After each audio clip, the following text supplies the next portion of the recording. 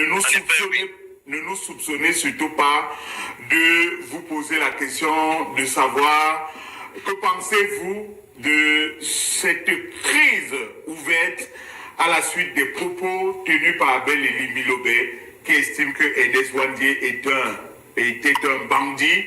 Et que dites-vous de cette levée de bouclier autour de ce sujet? Ce sera la dernière question. D'abord, je suis de ceux qui pensent, et je suis constant là-dessus, que dans tous les pays du monde qui se projettent véritablement et durablement dans l'avenir, il y a des figures de mémoire. Il y a des hommes qui structurent l'âme d'un pays, dont le parcours est le socle de l'âme d'un pays. Ce sont des figures historiques. Et ces figures, dans tous les pays du monde, sont quasiment sacrées. Parce que ce sont des bornes historiques à partir desquelles les nouvelles générations configurent leur avenir, se projettent. Ce sont des bornes sur lesquelles les nouvelles générations prennent conscience de l'héritage qui est le leur et donc de la responsabilité qui pèse sur elles de le préserver et de le perpétuer. Donc les figures comme celle-là, en ce qui me concerne moi, Cabral Libye, ce sont des figures intouchables. Mais ne l'oubliez pas, l'œuvre de la colonisation, c'était quoi? C'était justement de nous priver de ces bornes. C'était justement d'effacer notre histoire pour nous aliéner. Et cela a marché sur certaines personnes. Ça nous est quand même étonné qu'aujourd'hui on donne l'impression que ce travail de banalisation, du piétinement, de mépris vis-à-vis de ces figures historiques ait commencé à montrer ses fruits, à donner ses fruits aujourd'hui.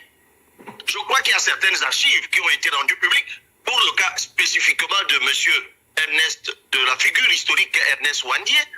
Je crois que l'actuel ministre délégué à la justice, déjà dès 2020, le traitait avec le même dédain.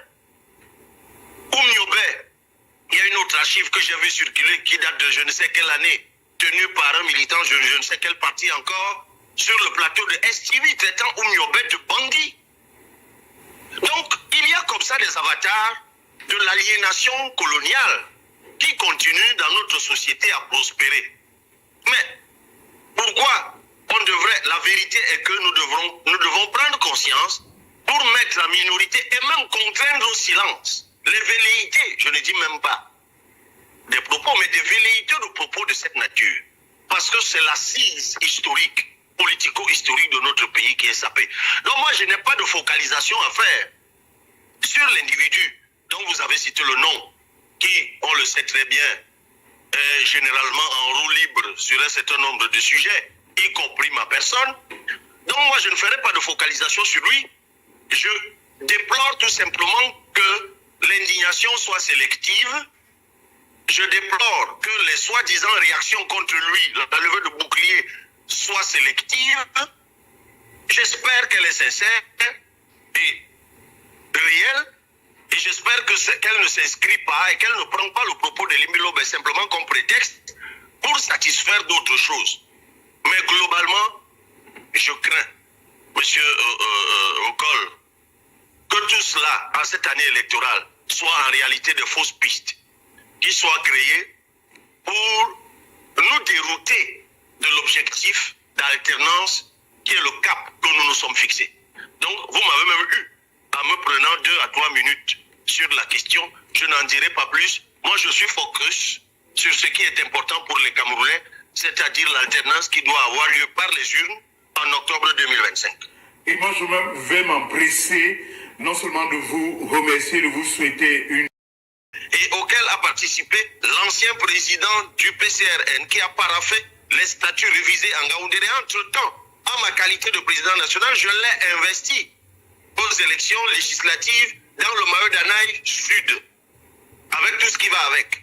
Et lorsqu'il a saisi la justice en 2023, disant que le congrès qu'il avait présidé, dont il avait paraphé les recommandations, n'en était pas un. Il a été débouté le 5 septembre 2024 par le tribunal qu'il a lui-même saisi en novembre 2023. Et d'ailleurs, c'est au prétexte de cette saisine de la justice que notre congrès électif de Kribi, souvenez-vous-en, a été interdit. Il a donc été débouté. D'ailleurs, en attendant que le tribunal de Kaélé ne se prononce, il a quand même voulu tenir, et c'est à se demander pourquoi, un congrès, cette fois le 26 mai à Maroua. D'ailleurs, il a réussi l'exploit d'obtenir un récépissé du sous-préfet de Maroua 3e, dont celui-ci dirait, je ne sais pas si c'est vrai, qu'il n'a pas été signé par lui, mais par quelqu'un d'autre. Mais passons. De toute façon, nous, on a saisi la justice. La justice a interdit ce congrès le 21 mai 2024.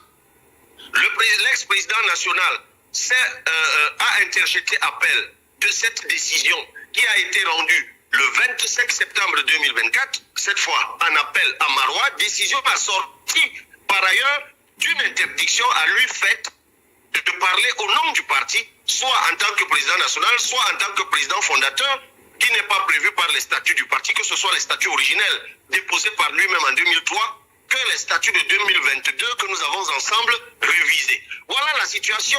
Personne au monde qui a un cerveau normalement placé ne comprendrait ce qui se passe si ce n'est un acharnement, une persécution, dont cette fois les mobiles ne peuvent être que politiques. Et comme un journal a titré récemment, Cabral Libi ferait-il subitement peur? Je n'en sais rien. Moi, ce que je sais, M. Maokol, c'est que nous courons après le peuple, lui présentant notre projet de société, partageant avec lui nos idées, et nous espérons que nous allons convaincre le peuple qui votera pour nous en 2025 si Dieu nous accorde la grâce d'être élu, d'être candidat. Et quand je dis être candidat, c'est que n'oubliez pas que nous sommes inscrits dans une posture de mutualisation.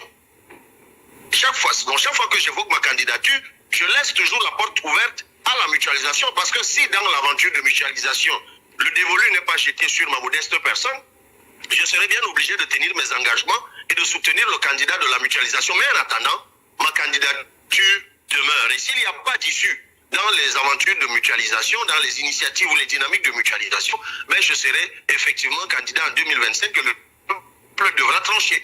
Voilà la vérité, M. Arma Okol. Alors, vous nous direz tout à l'heure où le meeting se tient, à quelle heure de manière précise, qui est attendu, qu'est-ce qui est prévu lors de cette cérémonie de dédicace, d'abord Edea aujourd'hui, ensuite Pouma et d'autres localités.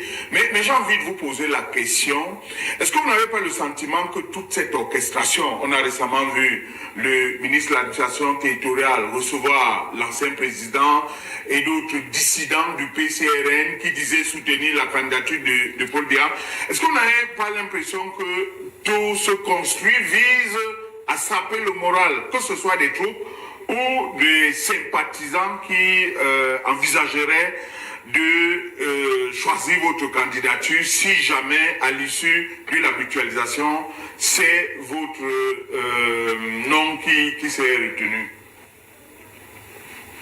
Vous avez totalement raison. Lorsqu'on analyse la situation, d'abord je réponds à votre question, ça se tient au foyer Tanil. T-A-N-E-A-L, je crois que c'est d'origine néerlandaise. C'est un foyer bien connu à aider, un foyer Tanil. C'est là que ça se tient à partir de 13h.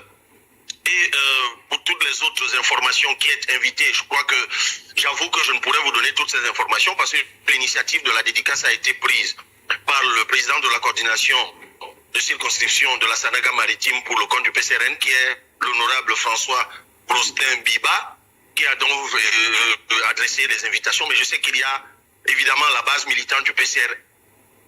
Il y a le peuple global, tout citoyen de la ville d'Edea ou environ. Il y a, à ce qu'on m'a dit, les autorités de la tradition, les autorités administratives. Donc voilà globalement. Mais pour revenir à votre deuxième évocation, je suis d'accord avec vous, Monsieur Okol. En tout cas, c'est ce que c'est ce que semble insinuer votre questionnement, c'est qu'effectivement, le but, c'est de saper le moral des gens, c'est de décourager les gens, c'est d'essayer de jeter le doute sur ma candidature pour refréner l'engagement ou les ardeurs des uns et des autres. Mais j'ai envie de dire aux gens que, à vaincre sans péril, ça ne vient pas de moi, on triomphe sans gloire. Dans des contextes comme le nôtre, hélas, ce sont des épreuves qu'il faut traverser. N'oubliez pas que dans un pays pas très loin du Cameroun qu'est le Sénégal, on a révoqué les gens de l'administration, on les a jetés en prison. Mais c'est bien au sortir de cette prison qu'ils ont été élus par le peuple. Moi, j'ai dit au peuple camerounais de prendre exemple sur le peuple sénégalais. Parce que lorsque nous sommes du côté de la vérité, du côté du droit, du côté de la justice, du côté de l'État, rien ne peut aller au bout de l'engagement et de la détermination d'un peuple. Donc, j'ai envie de dire que si le peuple se laisse affecter, alors qu'il sait lui-même, le peuple, que ce qui est fait, c'est pour l'affecter, mais il se rendrait en quelque sorte complice de sa propre démission. Donc, il faut effectivement que les gens tirent les conséquences de ça, plutôt que de se laisser affecter ou de se laisser décourager. Toutes ces épreuves qui nous sont imposées, toute cette persécution terrible, avec tout ce que cela entraîne comme conséquence, parfois pénible, tout cela doit plutôt booster leur morale, tout cela doit plutôt recharger leur batterie, tout cela doit plutôt renforcer leur détermination, parce que de toute façon, M. Okol, moi je ne compte que sur le peuple. Je compte sur Dieu, je n'ai eu de cesse de le dire. C'est par sa grâce que j'ai avancé jusqu'ici et que je compte continuer à avancer. Et je ne compte que sur le peuple pour arriver à être en position un jour d'appliquer ce que je promets à ce peuple d'appliquer et que j'ai consigné dans l'ouvrage dont la cérémonie dédicace est organisée aujourd'hui. Je ne suis pas en politique en aventure. Je dis ce que j'ai l'intention de faire et je suis constant depuis mes 24 ans que je suis dans le champ public. Et je parle sous votre contrôle, M. Armand Okol, qui m'avait eu comme invité bien avant et longtemps avant que je n'entre en politique. S'il y a une chose qu'on ne peut pas me reprocher, c'est ma cohérence et ma constance. Donc on ne peut pas dire que je ne sais pas où je vais. On ne peut pas dire que je ne sais pas pourquoi je demande au peuple de me soutenir et de m'accompagner. Si le peuple n'y trouve pas d'intérêt, ben, il ne votera pas pour moi, mais au moins qu'on le laisse voter et qu'on le laisse exprimer son choix. Et si ce peuple pense que je mérite sa confiance, ben, il votera pour moi. Mais en tout état de cause, je ne compte que sur ce peuple. Et si ce peuple se décourage, si ce peuple s'arrête, il ne me restera plus à moi-même que de m'arrêter, de me décourager. Alors, Noah Cabral Delibi, je ne veux pas couper les pieds de NS Obama, qui est en préparation d'une émission avec vous. Ça devait se faire ce dimanche, mais justement, à cause de cette pléthore de cérémonies de dédicaces, je pense que vous envisagez de faire l'émission Obama Time dimanche prochain. Mais président,